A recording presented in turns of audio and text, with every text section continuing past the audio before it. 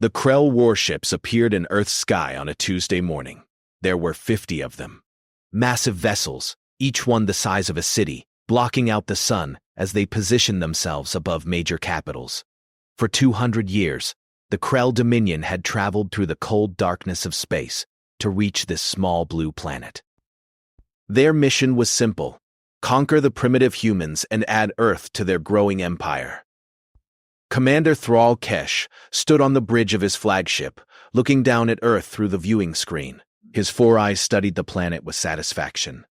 The Krell had done this 47 times before. 47 worlds. 47 easy victories.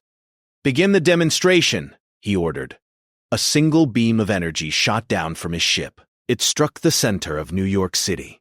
Buildings vaporized. The blast created a crater 3 miles wide. 5 million humans died in seconds. Thrallkesh waited. This was the part where the primitives panicked, where they screamed and begged, where they surrendered. But the humans did something unexpected. They went silent. All across Earth, every radio frequency went quiet for exactly 10 seconds. Then, a single message began broadcasting on every channel, in every language. Protocol Omega is now active. This is not a drill. All military forces, this is not a drill. Thrallkesh's communication officer looked confused. "Commander, we are detecting something strange." "What is it?" "The humans. They are stopping their wars with each other. All of them. Every conflict on the planet just stopped." Of course. They fear us. "They know they cannot fight." "No, Commander. They are not retreating. They are repositioning. All their military forces are now pointing at us." Within hours, Krell landing forces began dropping into 12 major cities. The Dominion had perfected invasion tactics over centuries. Land in the cities, take control, and wait for surrender. It always worked. But Earth was different. The first Krell soldiers to land in London found the streets empty. Too empty. They advanced carefully, their weapons ready. Then the explosions started. Buildings collapsed on top of them. Fire erupted from sewers. Humans appeared from nowhere, fired weapons, and disappeared again. In Beijing, Krell troops entered what they thought was an abandoned military base. It was a trap. The entire facility exploded, taking 300 Krell soldiers with it. In Washington, D.C., human fighters attacked with a ferocity that shocked the Krell veterans. These humans didn't retreat when wounded. They didn't surrender when surrounded. They fought until they died, and sometimes they took Krell soldiers with them even in death. Thrallkesh received the casualty reports with growing concern. In just 3 days, the Krell had lost more soldiers than they had in the last 10 conquests combined. "How is this possible?" he demanded. "These are primitives. They barely have space travel. Their weapons are crude." His chief strategist pulled up images on the screen. "Commander, we have made an error in our assessment. Look at their history files we downloaded." The screen showed human wars, thousands of them. Wars that never seemed to end. Humans fighting humans with terrible weapons. Gas that melted lungs. Fire that burned underwater. Diseases released as weapons. And bombs. So many bombs, the humans had even used atomic weapons on themselves. They had been fighting for their entire existence, the strategist said quietly. Not just occasional conflicts like civilized species. Constant war. They have spent 10,000 years learning how to kill each other. Thrallkesh felt something unfamiliar. Doubt. The strategist continued. "And Commander, there is something else. We analyzed their planet more carefully. Earth is what the Galactic database classifies as a Class 9 death world. Death worlds cannot support intelligent life. Apparently, they can. Commander, Earth's gravity is 30% higher than our homeworld. The atmosphere contains oxygen at levels that would be toxic to most species. The planet is covered in deadly predators. There are invisible organisms that cause disease. The weather itself kills thousands of humans every year. And yet, they thrive here." On the main screen, a video began playing. It showed a human female, wounded and bleeding, holding a Krell weapon she had taken from a dead soldier. She was surrounded by 5 Krell warriors. She smiled, actually smiled, and pressed a button. The explosive vest she wore killed everyone in the room. Thrallkesh watched in horror. "What kind of species does this?" he whispered. His strategist pulled up more footage. In Moscow, humans were collapsing subway tunnels on Krell patrols. In the Amazon rainforest, entire Krell units were disappearing without a trace. In Australia, humans were using the wildlife itself as weapons, somehow convincing the planet's deadly creatures to attack Krell positions. A message arrived from the Krell landing force in Tokyo. "We are taking heavy casualties. The humans are not fighting like a military. They fight like animals. Cornered, desperate animals. We request immediate reinforcement." Thrallkesh sat in his command chair, looking at the map of Earth below. The blue planet that had seemed so peaceful from space. Every marker that represented a Krell position was flashing red. Under attack, taking casualties, requesting support. Then his communication officer shouted, "Commander, incoming transmission from the humans. They are broadcasting on all frequencies." "Show me." The screen changed. A human appeared. An older male with gray hair and cold eyes. He wore the uniform of what the Krell database identified as a United States military general.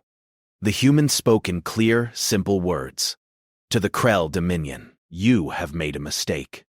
You looked at Earth and saw a divided planet. You saw different nations, different armies, different people fighting each other. You thought this made us weak." The general leaned closer to the camera. "You were wrong. We are not weak. We are experienced. We have fought each other for 10,000 years because we are very, very good at war. We know every trick, every tactic, every dirty method to win. And now, all of that experience, all of that knowledge, all of that hate, it is focused on you." Behind the general, the camera showed something that made Thrallkesh's blood run cold. Soldiers from different nations, American, Russian, Chinese, European, African, all standing together, all armed, all ready. The general continued. "You killed 5 million of us in New York. You thought it would break us.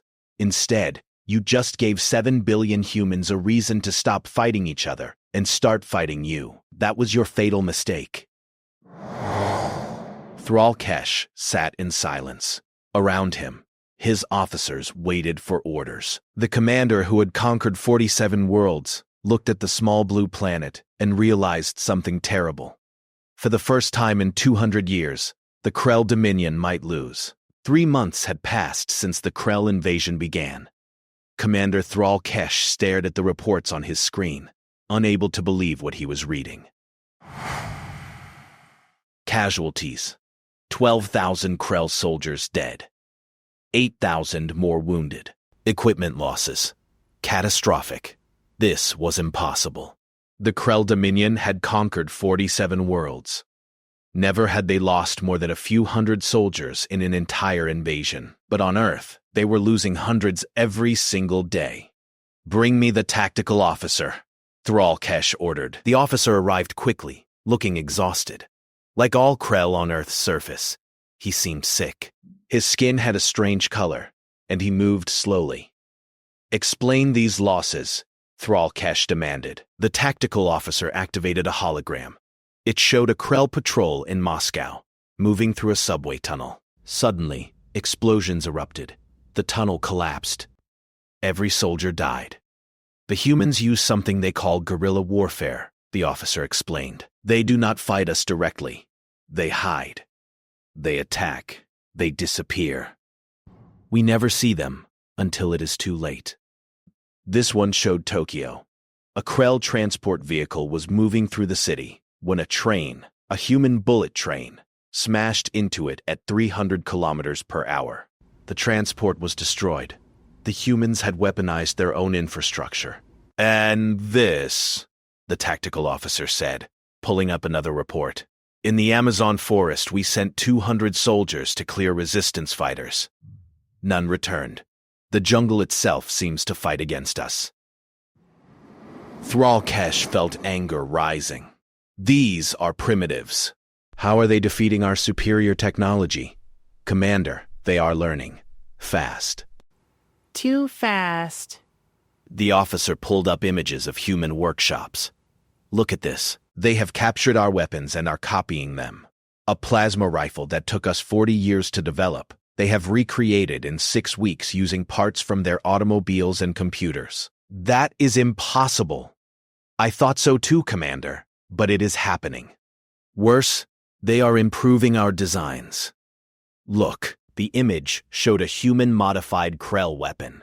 They made it lighter, faster to reload, and more powerful. One of our own weapons killed 15 Krell soldiers yesterday. Thrallkesh stood and paced.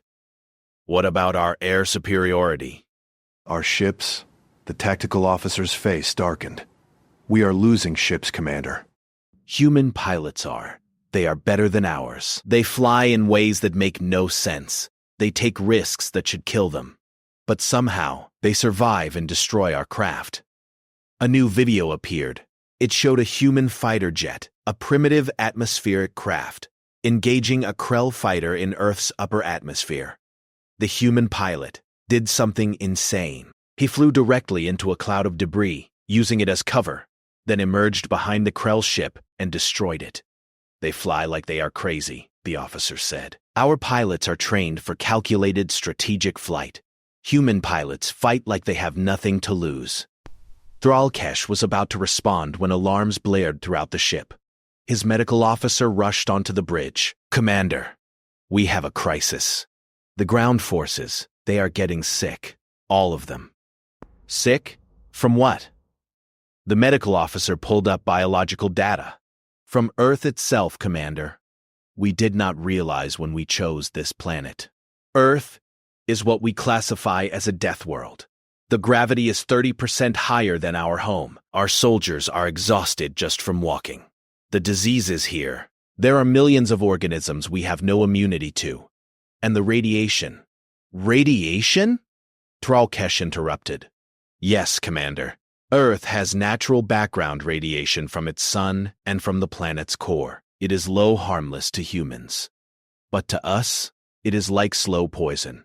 Every day on Earth's surface damages our cells. Our soldiers are dying not just from combat, but from simply being on this planet. How long can our forces survive on the surface? 6 months, maybe less. Before Thrallkesh could process this, another alarm sounded. This time it was the intelligence officer. Commander, we have intercepted a human transmission. They have discovered something about our biology. The translation identified her as Dr. Sarah Chen, a human scientist. She was speaking to a room full of human military leaders. Gentlemen, I have good news. Doctor, Chen said, the Krell have a critical weakness. Their biology evolved on a planet with almost zero radiation. Earth's natural radiation makes them sick. But nuclear radiation? It would be absolutely lethal to them. A human general asked, how lethal? A nuclear blast that a human could survive with treatment would kill every Krell within 50 kilometers. The fallout would make entire regions uninhabitable for them, but humans could still live there with minimal protection. The room full of humans went silent. Then another general spoke. How many nuclear weapons would we need to use on our own soil to make the planet survivable for us, but deadly for them? Dr. Chen smiled. It was not a kind smile. We have 30,000 nuclear weapons. We would need less than 1,000. The radiation would clear for humans in a few years. For the Krell, this planet would be poisonous for centuries. The transmission ended. Thrallkesh felt true fear for the first time in his life. They would not poison their own planet. His intelligence officer looked at him with what might have been pity. Commander, I have studied human history. They have done worse to themselves. They once used fire that burned entire cities. They created gases that melted flesh. They poisoned their own water and air during wars. If they think it will win, they will do anything. Thrallkesh looked at the planet below. Beautiful, blue and green, and deadly. Pull back all ground forces to defensive positions, he ordered. I need to contact the Dominion Council. We need reinforcements. Many reinforcements. But even as he gave the order, he knew the truth. The Krell Dominion had made a terrible mistake.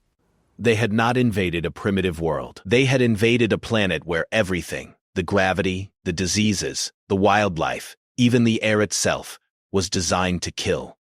And the dominant species had spent 10,000 years learning to be the deadliest thing on a deadly world. The humans were not prey. They were predators. And the Krell had just entered their territory. Outside the ship's windows, Earth spun slowly.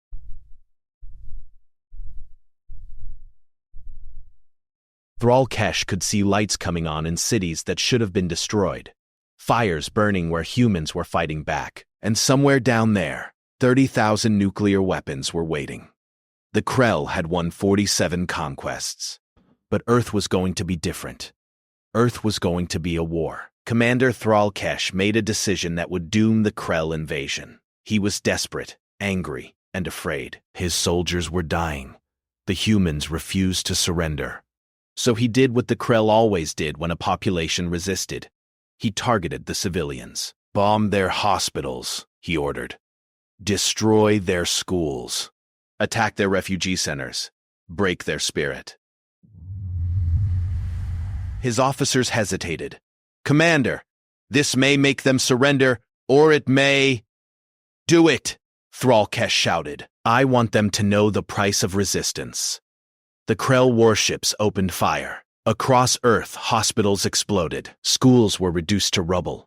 Refugee camps where families had gathered for safety were incinerated. In one day, the Krell killed 2 million civilians. Thrall-Kesh waited for the surrender. It did not come. Instead, something else happened. Something the Krell did not understand and could not predict.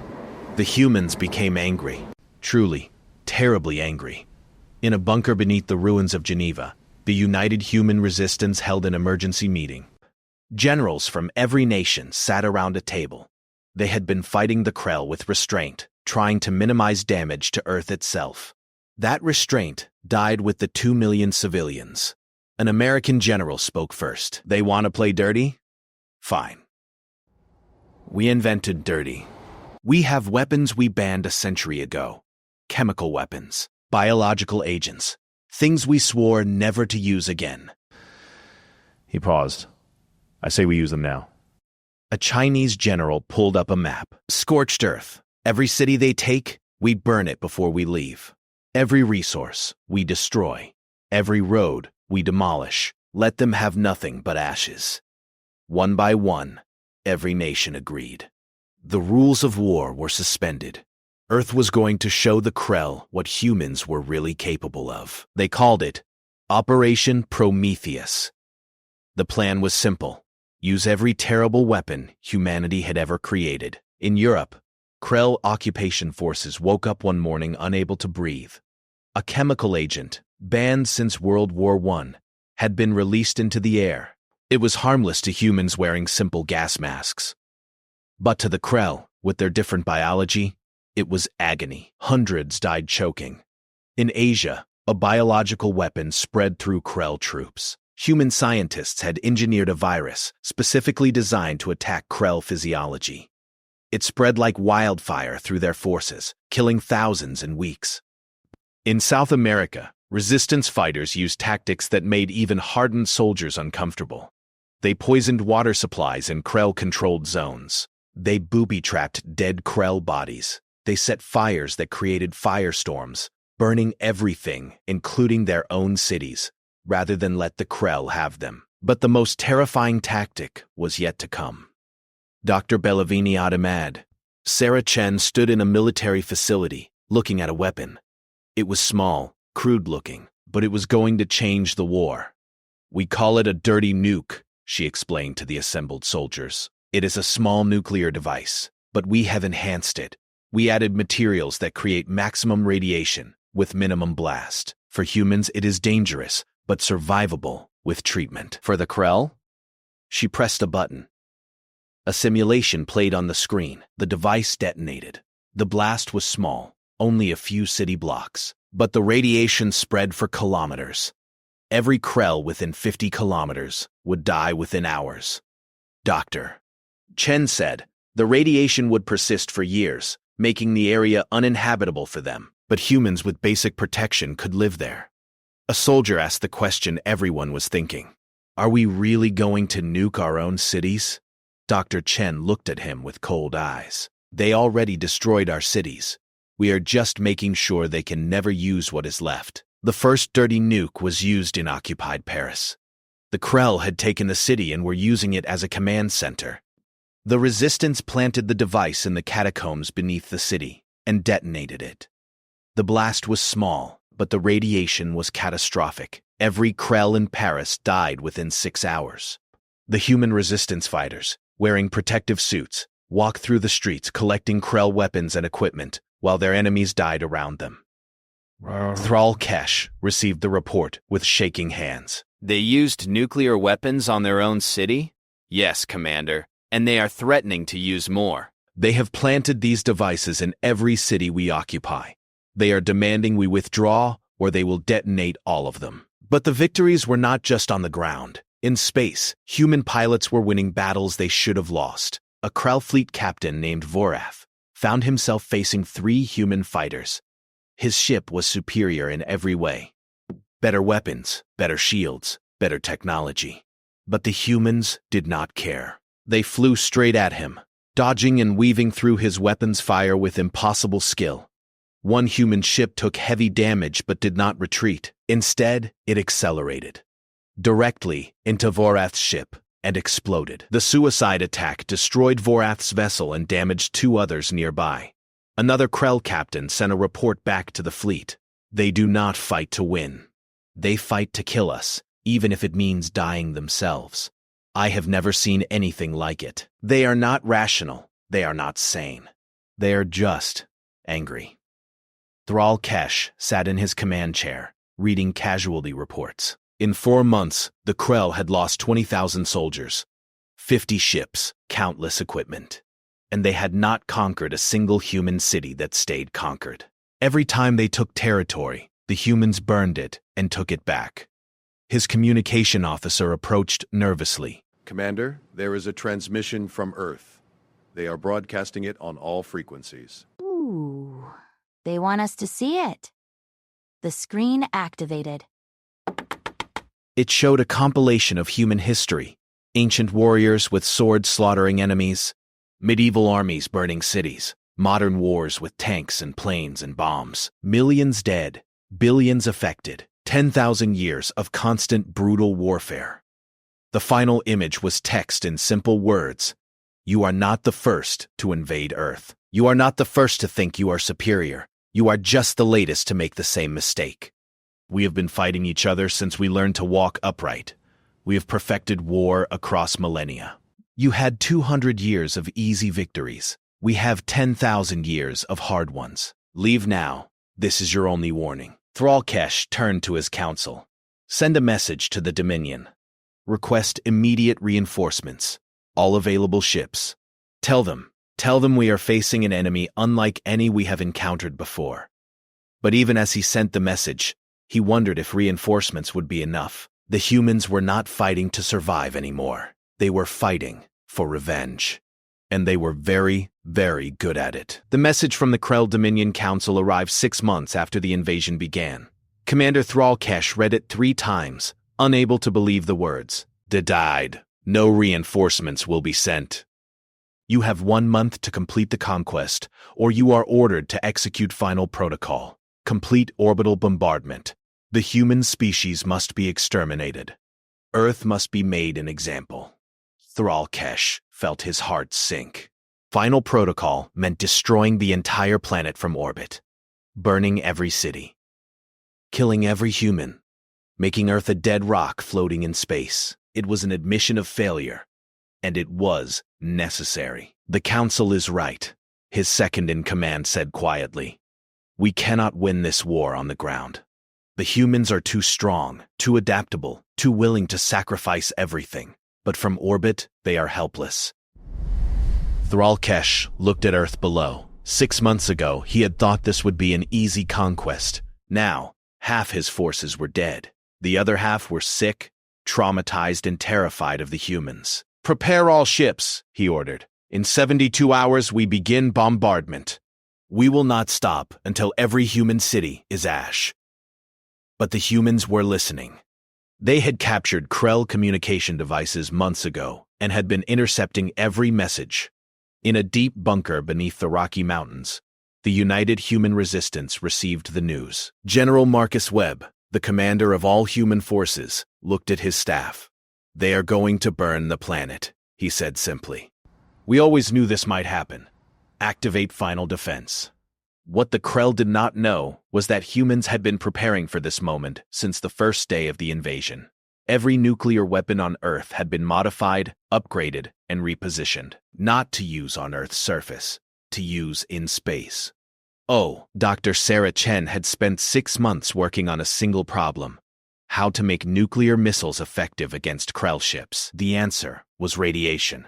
Lots of it. "Krell shields can stop conventional explosions," she had explained. "But radiation passes through, and we know radiation kills them faster than it kills us." So humanity had built new weapons. Nuclear missiles enhanced with materials that created massive radiation bursts, thousands of them, hidden in silos, on submarines, in underground facilities, even in fake buildings in destroyed cities, all pointed at the sky. General Webb gave the order: launch everything. The Krell fleet was preparing for bombardment when their sensors detected something impossible.